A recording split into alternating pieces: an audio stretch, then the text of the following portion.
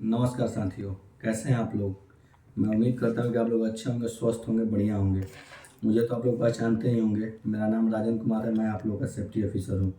आज साथियों हम लोग बात करने वाले हैं स्कैफोल्डिंग के ऊपर कि स्कैफोल्डिंग होता है क्या है। स्कैफोल्डिंग जो होता है साथियों, एक अस्थायी रूप से बनाया गया ढांचा होता है जिसका उपयोग हम लोग बड़ी बड़ी इमारतों और ऊंचे स्थानों पर काम करने के लिए करते हैं। ठीक है ना दोस्तों। और इसमें बहुत सारे खतरा होते हैं, बहुत सारे इसमें अगर हम लोग ध्यान से काम ना करें तो हमारे साथ ऐसी घटना हो सकती है, ऐसा एक्सीडेंट हो सकता है जिससे हम लोग अपना जान भी गंवा सकते हैं। ठीक है ना।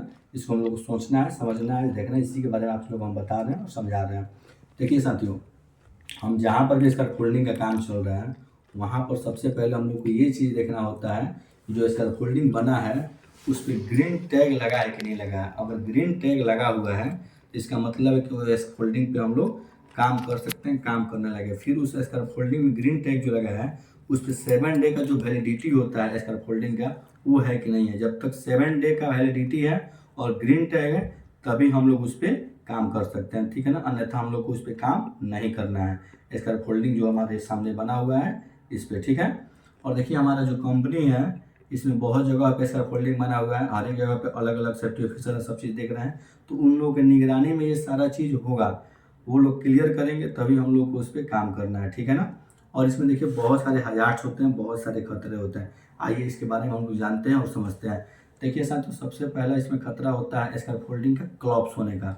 डर रहता है कि इसका फोल्डिंग गिर भी सकता है अगर अच्छा से उसको नहीं बनाया गया हो तो।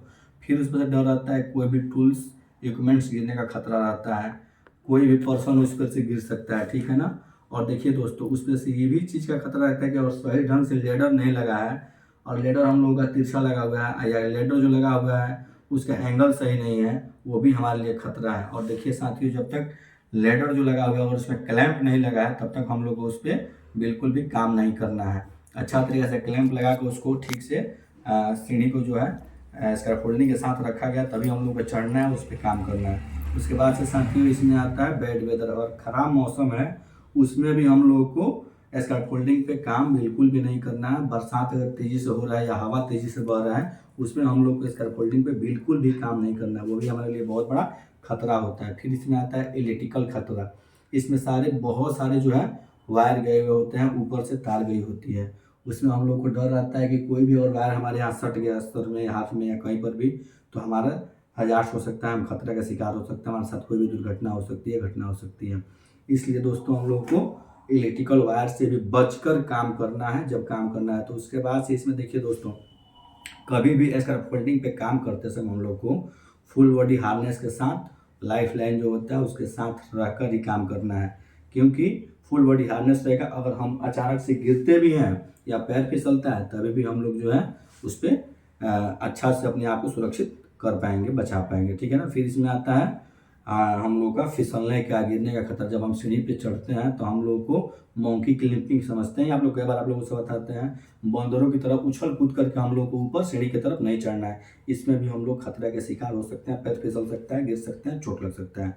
फिर देखिए साथियों, इसमें हम जहाँ अपना प्लेटफॉर्म पे काम कर रहे हैं वहाँ पे हॉर्स प्लेइंग यानी कि जैसे कि घोड़ों की तरह दौड़ के कभी इधर कभी इधर हम लोग को उस पर काम नहीं करना है। हम लोग को एक रूप से अस्थायी ढंग से उस पर काम करना है। फिर साथियों देखिए, इसमें ये भी हजार्ड्स है कि ओवरलोडिंग का हजार्ड्स होता है, खतरा होता है। मान लीजिए कि उस पर हम लोग को जो है 5 लेबर और जो है 5 मिस्त्री का ही रह के उस पर काम कर सकता है, और हम लोग जो है ओवरलोड दे देते हैं। 5-5 या 10 आदमी की आवश्यकता है, उस पर उतना ही वजन उठा सकता है, हम उस पर जो है 15 आदमी को चढ़ा दिए तो भाई जाहिर सी बात है कि जब ओवरलोड होगा तो कोलैप्स होगा, गिरेगा ही, या फिर कोई और भी खतरा हो सकता है।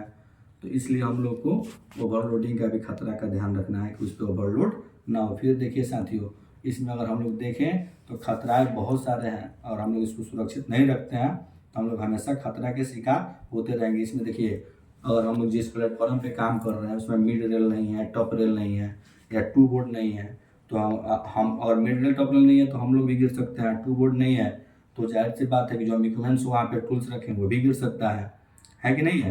इसका भी हम लोग को बिल्कुल ध्यान रखना है। ठीक है ना दोस्तों।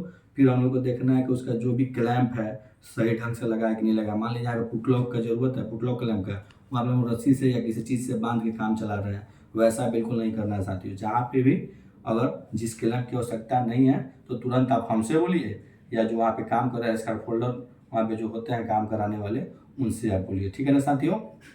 तो इसमें अगर देखा जाए तो बहुत सारे हजार्ड्स हैं, बहुत सारे खतरे हैं, हम लोग को इससे बच के रहना है, सुरक्षित काम करना है। ठीक है, फिर हम लोग मिलते हैं अगली बार अगली एक्टिविटी में।